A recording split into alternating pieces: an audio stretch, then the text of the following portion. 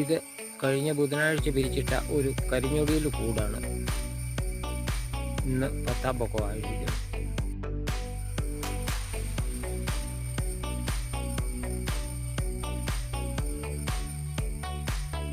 വിരിയാറായിട്ടുണ്ട് റാണിസെല്ല്. ഇന്ന് 10-ാം പൊക്കമാണ്. കരിഞ്ഞൊടിയിലാണ് തേനീച്ച. നല്ലപോലെ മൂത്ത സെല്ലുകൾ 10 സെല്ലുകൾ ഈ ബോക്സിലുണ്ട്. 10 നല്ല മൂത്ത സെല്ലുകൾ ഉണ്ട്. എടുക്കാവുന്ന രീതിയിൽ 10 സെല്ലുണ്ട്. പിന്നെ സൈഡിൽ 2 സെല്ല് വേറെ പിടിപ്പിച്ചിട്ടുണ്ട്. അങ്ങനെ 12 സെല്ല് ഈ ബോക്സിലുണ്ട്.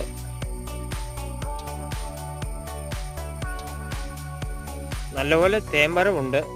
ഈ അടയെ നോക്കിയാൽ അറിയാം. കാരണം പിരിച്ചിട്ട് കഴിഞ്ഞ് കരിഞ്ഞൊടിയിലായതുകൊണ്ട് തേൻ നല്ലപോലെ വരുന്നുള്ളത് കൊണ്ട് കൊടുത്തിട്ടില്ല, ഫീഡിങ് ഒന്നും കൊടുത്തിട്ടില്ല.